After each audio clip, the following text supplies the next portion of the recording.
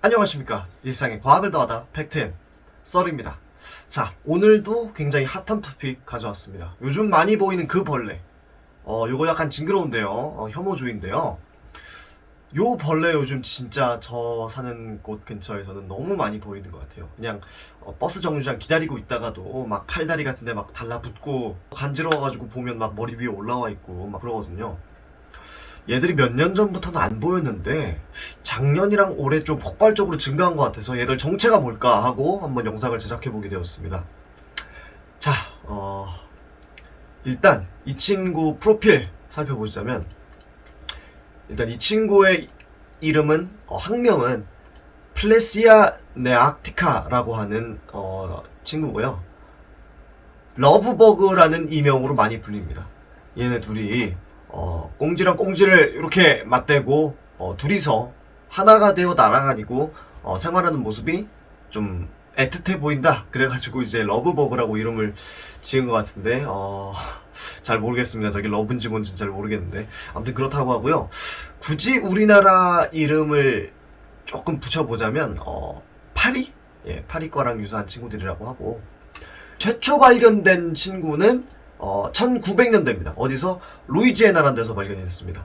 그리고 몇 년 뒤에 미시시피, 텍사스, 플로리다, 엘레바마 이런 지역에서도 발견이 됐다고 합니다. 자, 그게 어디냐면, 자, 여기 미시시피 여기 있죠. 그리고 엘레바마, 루이지애나, 텍사스 요런데, 그러니까 미국 남부지방 그리고 멕시코만 붙어있는 따뜻한 공기 있는 굉장히 습하고 따뜻하고 식물들이 많은 그런 지방에 서식한다 라는 것들이 1900년대에 밝혀졌습니다. 예, 엘모 하디 박사는 왜 1940년대 요 이름이 붙여졌냐라고 물으신다면, 발견은 됐었지만 곤충학자들이 체계적으로 분류를 하고 뭐 유전자 검사를 해보고 분류를 하지 않고 않았다가 엘모 하디 박사가 처음으로 이 친구가 뭐하는 친구인가 하고 1940년대에 확인을 했다는 소리예요. 그러니까 생각보다 인류가 발견한 지 막 엄청 오래된 벌레는 아닙니다. 우리가 알게 된 지 한 100년 정도 됐어요. 100년 정도면 그렇게 긴 세월은 아니죠. 그리고 얘가 어떤 경로로 한국으로 유입된지는 모르겠지만 일단 최초 근원지는 이쪽 숲 쪽일 것이다 라고 우리가 이제 예상을 하고 있는 상황입니다. 자, 근데 보시면 여기 지금 구글 어스 사진을 가지고 온 건데요. 요 부분이 이제 미시시피 여기 있고 이 아래쪽이 이제 엘레바마 이런 거 있고 아래쪽이 루이지애나일 겁니다. 여기 루이지애나 보이죠? 보시게 되면 여기가 굉장히 숲이 많은 지역입니다. 미국 치고 이렇게 숲이 많은 지역 별로 없어요. 예, 예시로 다른 지역 사진을 가져왔는데 요게 이제 미국 서부, 동부 그리고 뭐 미국 중부 좀 북쪽에 이런 데거든요. 근데 생각보다 지구의 대부분이 다 농경지로 이루어져 있어요. 여기 보시면 여기 미세하게 이렇게 십자가, 격자 이런 거 보이시죠? 이렇게 쫙 나 있는 이런 거. 요게 격자처럼 보이는 게 아니라 실제 격자입니다. 이 친구들 한가운데를 확대해 보시면 요런 그 부분이 나와요. 예. 여기 요런 조그만한 이 점들 요런 데가 이제 마을, 도시, 농장 중심부 요런 데고요. 요런 데 있죠. 그리고 나머지는 다 격자입니다. 다 논밭이에요. 예. 그래서 왜 미국에서 그러잖아요. 메뚜기 때 한번 나타나면 엄청 흉년 들고 뭐 문제가 심각하다 뭐 이런 얘기 하잖아요. 전부 다 농경지대라서 그런 겁니다. 예. 미국뿐만이 아니라 뭐 식량 자급자족이 가능한 나라들 있잖아요. 뭐 프랑스라든지 뭐 독일이라든지 뭐 스페인이라든지 뭐 이런 친구들은 국토의 대부분이 다 이렇게 농경지로 바뀌어져 있습니다. 우리나라가 좀 특이한 거예요. 우리나라는 산만 70% 있는 좀 이상한 지역이라 그러는데, 어쨌든 요런 지역과 비교되게 여기 루이지애나, 엘레바마 이렇게 러브버거들이 좀 출몰하는 지역은 확대해 보시면 알겠지만 대부분 숲 지역입니다. 우리나라랑 되게 유사해요. 그래서 얘네들이 여기서 근원된 얘네들이 물 좋고 산 좋은 우리나라로 딱 도착했을 때 적응을 잘하게 되지 않았나 그런 생각을 좀 해봅니다. 이건 좀 여담인데 좀 늘어났고요. 그리고 얘들 미국 본토 기준으로 제가 논문을 좀 찾아봤는데, 짝짓기 비행 1차가 4월에서 5월 그리고 2차가 8월에서 9월이라고 합니다.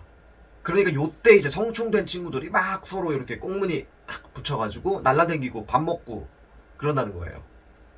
그리고 얘네들이 저건 좀 놀랐는데 항상 붙어 다녀야 한답니다. 얘네들이 한 번 산란관을 삽입하는 순간 이걸 뺄 수가 없대요. 빼면 뭐 짝짓기가 실패한다든지 아니면 뭐 빠지지 않는 구조라든지 뭐 그런 이유가 있겠죠. 항상 붙어 다녀야 되고, 그래서 이제 러브버그라는 이름이 붙었다고 합니다. 제가 동영상도 이쯤에 싹 넣어드릴 텐데 얘네들 진짜 걸어다니는 것부터 날아다니는 것까지 다 같이 합니다. 요거 보고 상당히 많이 신기했습니다. 자, 그리고 먹이는 애벌레 같은 경우에는 썩어가는 식물 줄기나 잎, 즉 분해자의 역할을 합니다. 그러니까 미생물이나 곰팡이가 하는 역할을 얘네들이 좀 도와준다는 거예요. 한번 먹어서 소화시켜 주니까요. 그리고 성충은 의외입니다. 나비랑 식성이 되게 유사해요. 꽃에 있는 꿀 먹고요. 수액, 나무 수액 같은 거죠. 진액. 그런 거 마시고요. 이슬 같은 거 마신다고 합니다. 그 잎 모양 보면 파리과라고 제가 아까 전에 말씀드렸잖아요. 파리도 이제 빨대 같은 잎 주둥아리가 있어가지고 딱 꽂고 뭐 보통 침을 뱉어가지고 녹인 다음에 빨아먹는데 얘들은 그냥 액체 상태 그대로 하고 빨아먹는 그런 친구들인 것 같아요. 근데 우리가 궁금한 건 요거죠. 얘네들이 해충이냐 익충이냐. 요거 확실하게 한번 분석해 보도록 하겠습니다. 자, 근데 자료를 좀 찾아보니까요. 뭐 위키라든지 뭐 사실 뭐 인터넷 뉴스 같은 데도 그렇고 뭐 나무위키 뭐 이런 데도 그렇고 대부분 소스가 이제 영문판 위키피디아를 그대로 번역해가지고 경우가 많더라고요. 그래서 뭐 익충이니 해충이니라고 논하는 대부분의 자료들이 다 미국 기준입니다. 그래서 한국 정서에는 딱히 맞지 않는 부분들이 좀 있어가지고 제가 어레인지를 한번 해봤는데, 자, 일단 먹이는 아까 말씀드렸고요. 인간에게 해로운가? 일단 독침 없습니다. 독침 없어요. 병원균 혹은 병충해 이런 거 옮길 능력 있냐? 없습니다. 물기 공격 아니면 찌르기 공격 이런 거 못합니다. 구강 구조가 팔이라고 그랬잖아요. 뭐 집게라든지 이런 게 없어요. 그냥 빨대 요거 하나만 있습니다. 나비 같은 거 우리 못 물죠. 그런 거랑 똑같은 상황이에요. 물기 공격 못하고요. 병균 못 옮기고 독침 없다. 1등 합격인가? 1등 합격인가? 라고 지금 이 정도면 괜찮은데 뭐 굳이 죽일 필요 없겠는데 라는 생각이 드실 수도 있는데 체성분이 조금 산성이랍니다. 그러니까 얘네들 내장 있죠. 파리의 내장 부분이 약한 산성을 띈다 그래요. 약 pH 약 한 4.7에서 4.3 요 정도 왔다 갔다 한다고 하는데, 일단 요게 미국 기준으로는 해충이 맞아요. 미국 기준으로는 해충이 맞습니다. 근데 한국에선 물음표예요. 왜 그러냐? 얘네들 습성을 보시면서 따로 설명을 해드릴게요. 자, 습성 어떻게 되냐면 얘네들이 꽃꿀 빨아먹는 게 주식이라고 했죠. 그래서 밝은 색상, 밝은 표면 이런 거 선호해요. 그리고 왜 그런지는 아직까지 과학자들이 잘 모르는데 햇빛이 강한 환경에 아스팔트나 배기가스, 포장도로 이런 데 가면 뭐 자외선이랑 뭐 배기가스, 뭐 휘발유 뭐 이런 거랑 좀 분해를 하는 과정에서 나오는 가스들 있죠. 그런 것 때문에 머리가 어떻게 해가 되나 봐요. 그래서 이쪽으로 강하게 끌린다고 합니다. 그래서 도로변에 은근 나름 얘들이 좀 있어요. 알은 한 100개에서 350개 정도 낳고요. 뭐 2, 4일 뒤에 부화한다고 하는데, 일단 요 부분 먼저 좀 보시면요. 햇빛이 강한 환경의 아스팔트 이런 거 이제 여름철 우리 도로죠. 미국 같은 경우에는 고속도로가 보여드렸다시피 요런 데 나 있습니다. 요런 데 근처로 지나가는 고속도로가 쭉쭉 나 있어요. 여기 지나다니다 보면 주변이 전부 다 뭐 산지, 러브버그들이 좋아하는 서식지니까 얘네들이 자동차에 그렇게 옮겨 붙습니다. 그래서 뭐 실제로 요런 경우들이 좀 생겨요. 미국 기준으로는 벌레들이, 이건 러브버거는 아닙니다. 러브버거는 아니고 다른 벌레 사진을 제가 그냥 임의로 가져왔는데, 요런 식으로 라디에이터에 엄청 붙고요. 차량 윈드실드, 유리창에 엄청 붙고요. 그리고 심지어 자동차 도장면 그런 데에도 막 달라붙어가지고 이제 몸이 터지면서 죽게 되면 그럼 몸에 산성분의 내장들이 삐져나오잖아요. 그게 차량 도색면을 좀 부식시킬 수 있다고 합니다. 예. 근데 뭐 후속 연구 같은 거 읽어보니까 요 부분이 크게 문제는 안 되는 이유가, 미국 자동차 같은 경우에는 벌레잡이 후드 뭐 이런 것도 다 있고요. 그리고 자동차 도장면에 바르는 코팅제 이런 것들이 되게 잘 돼 있대요. 워낙 차를 많이 타는 나라다 보니까. 그래서 예스인데 요것도 과거 기준이고, 요즘에는 크게 문제가 되지 않는다고 합니다. 예. 그리고 뭐 한국은 뭐 더할 나위 없죠. 뭐 한국은 고속도로가 뭐 산등성이에 뭐 깔려 있는 것도 아니고 거기서 러브버거들이 대량으로 나올 환경도 아니라 한국에서는 크게 문제가 되지 않습니다. 네. 그리고 얘네들이 알을 어디에 놨냐면 땅 위, 부엽토, 낙엽. 얘네들은 분해자 역할을 한다 그랬죠. 그래서 보시게 되면 뭐 잎 위에 살고 있지 않고 뭐 떨어진 갈색 낙엽 이런 데 살기 때문에 기본적으로 보호색이 갈색입니다. 그래서 우리 눈으로 볼 때는 정말 많이 안 보여요. 이 사이 있다 부화하고요. 애벌레는 120일에서 240일 정도 있으면 번데기 단계에 도입해서 번데기 한 일주일 정도 살다가 성충으로 부화를 한다고 합니다. 자, 근데 문제가 뭐냐? 우리나라에서 일단 해충은 아니야.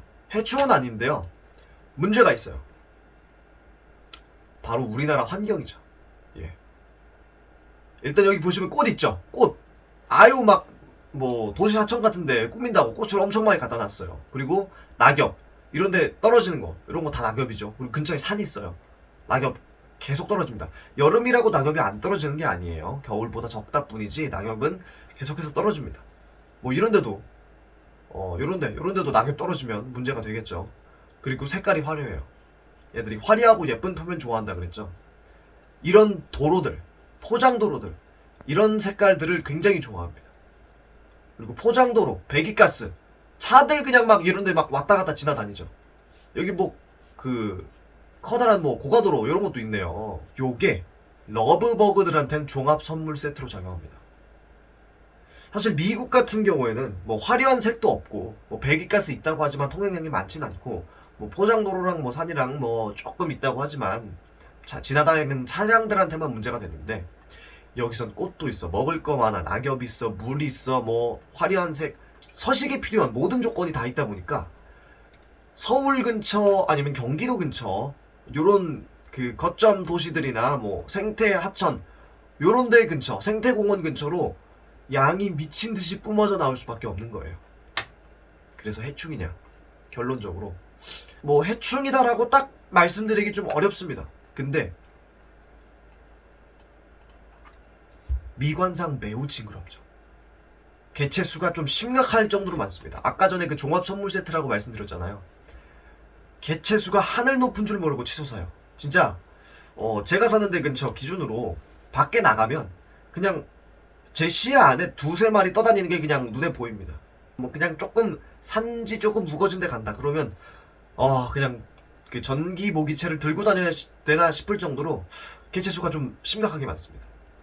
그리고 사람 몸에 붙어가지고 들어오고, 얘네들이 두 마리가 이렇게 붙어있다 보니까 잘 날지는 못하거든요. 그래서 어딘가에 붙어서 쉬려는 경향이 좀 있는데, 사람에 한번 붙는다 그러면 얘네들이 후후 불거나 뭐 좀 이렇게 털어버리거나 그래도 생각보다 잘 안 털립니다. 그래서 사람 사는 곳에 잘 들어오는 그런 성질이 있어요. 그리고 저공비행하죠. 무겁다 보니까 저공비행을 하고, 저 서식지가 사람 근처다 보니까 마주치거나 달라붙을 일이 많아서 우리 미관상 매우 안 좋습니다. 자, 근데 한 가지 희소식이 있긴 합니다. 예. 앞으로의 전망이죠. 예.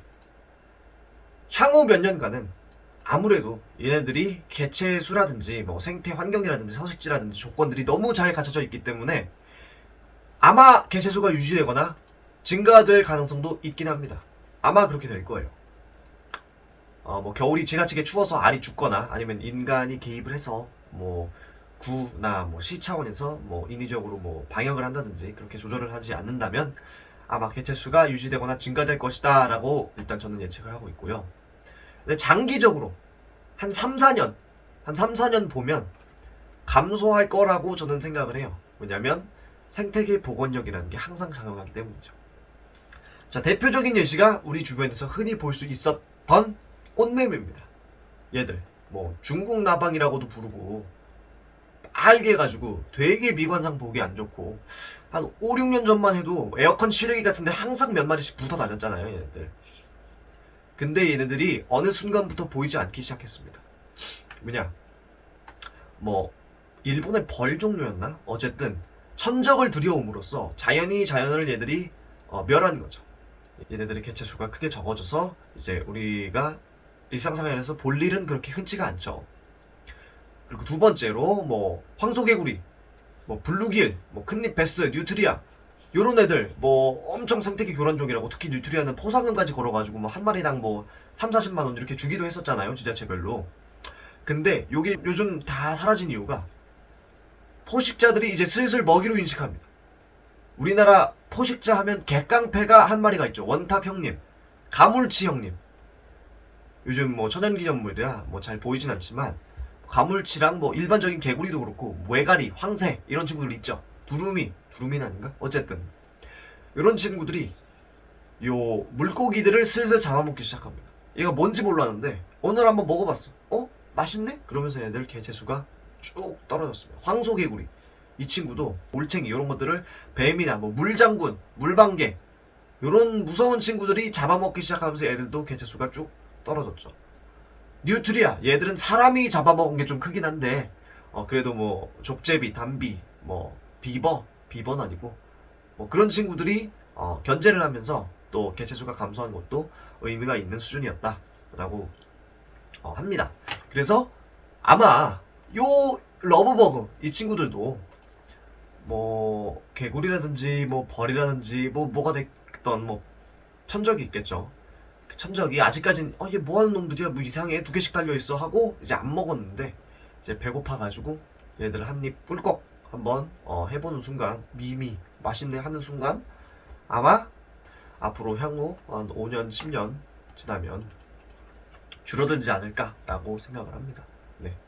그래서 앞으로 사실 날씨가 더워지고 날아간 그 교역이 활발해지고 이상기후 현상들이 발생하면서 이렇게 못 보던 벌레들이 우리 주변에 출몰하는 경우들이 생각보다 자주 발생하게 될 겁니다. 근데 그때마다 이거 어떡할까 이거 큰일 났네 하면서 너무 당황하시기보다 얘네들이 어떤지 한번 좀 알아보고 습성이 어떤지 확인해보고 얘네들이 진짜 위험한 녀석인지, 진짜 F킬러 뿌리면서 퇴치를 해야 되는 녀석인지 아니면 뭐 두고 볼지 이런 것들 좀 한 번씩 생각해 보시는 지혜를 가졌으면 좋을 것 같습니다.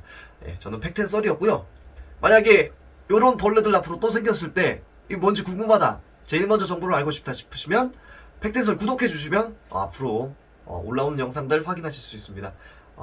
다음번에 저는 더 재밌는 영상으로 찾아오겠고요. 혹시 알고 싶으신 주제라든지 일상생활 속 과학에 대해서 좀 추천을 하고 싶다 그러면 댓글을 통해서 주제 추천해 주시면 제가 다음 영상 제작할 때 참고하도록 하겠습니다. 감사합니다.